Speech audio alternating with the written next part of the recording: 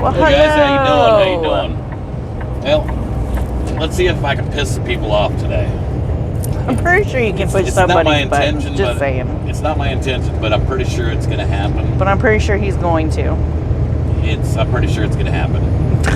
I was hearing about this 40,000 trucks that were going to strike, and I guess it's been a few weeks ago, but somebody had mentioned it in a comment or something, and passed it by, and they said it was like within the last month that I had seen it on a comment. National Owner Operators Association or something like that. And I looked at Mrs. G, and I'll be honest with you with what I said. I said, I ain't never heard of them. No, you didn't. So I did a little research after, I looked at the screenshot that they had put. Their website said they had like 35,000 people on it.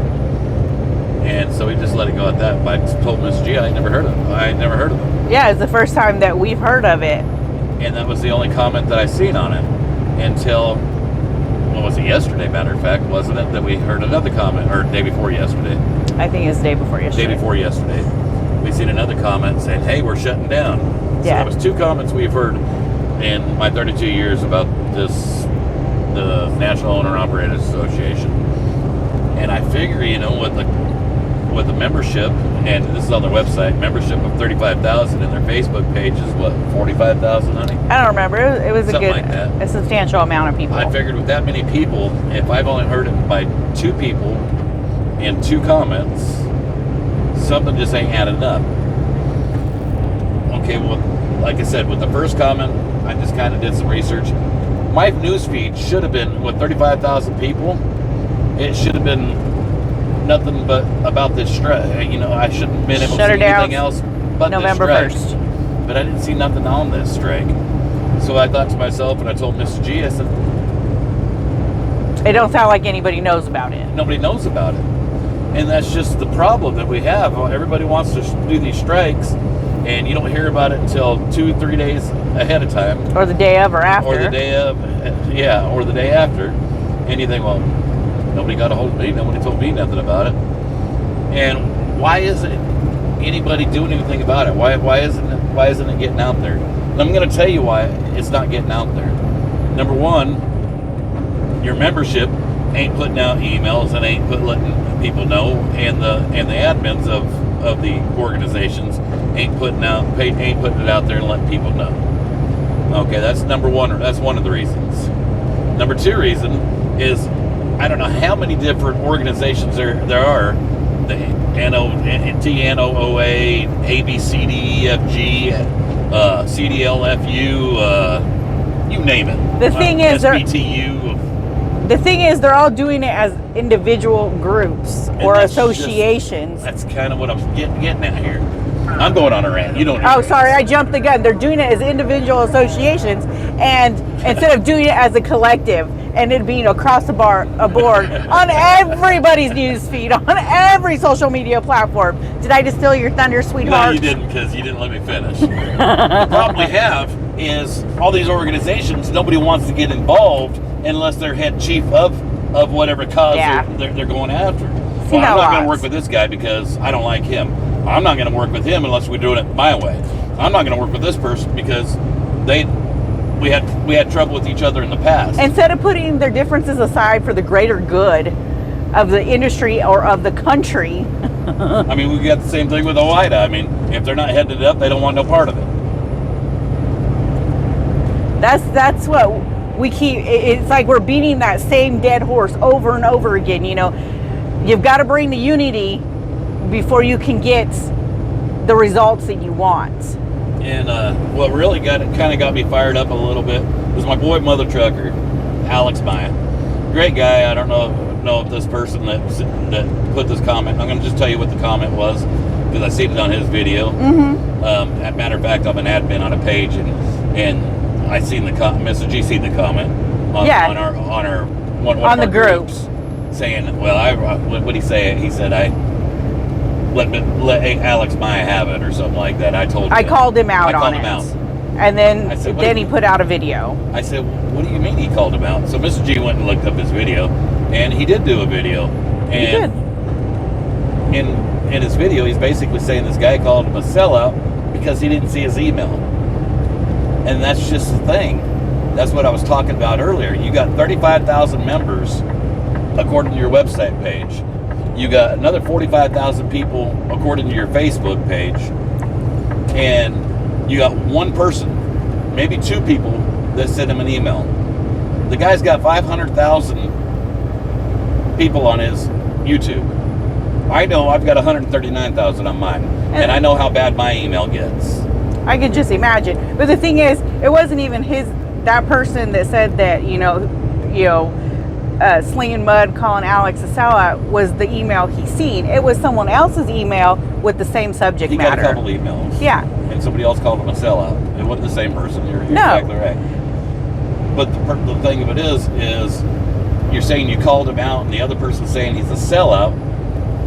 You don't know what this guy goes through. I mean, 500,000 people on a YouTube channel. Like I said, I've got 139,000 on my Facebook and another almost 20,000 on YouTube. And I know what my emails look like. I cannot keep up with them in truck and do season in 500,000. I don't know how Alex keeps up with it at all, to be honest with you. I'm like, but if you were to pretty his sure emails, that his emails get pretty saturated with emails. But if all your followers and members would flood his email, maybe he would have seen it. But no, there's only two people that are doing this, and you can't have a movement with two people. Heck, we've seen through the convoy that you can't have a movement with thousands of people. Yeah, as many people as that you guys seen throughout the videos. Whether it would have been our live stream or someone else's live stream. It's going to take tens of thousands. The thing is, if you want a movement to happen, you need to get it out there.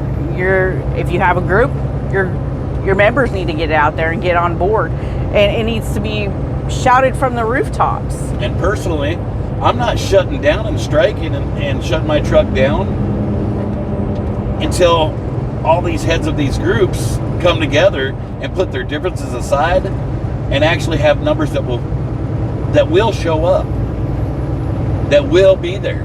I mean, I noticed, what was it? It was a few months ago. Alex put up another strike video talking about the guy was striking, and I knew who the guy was. And I told Mr. G, watch, he ain't even going to show up. Oh, I remember. And guess what?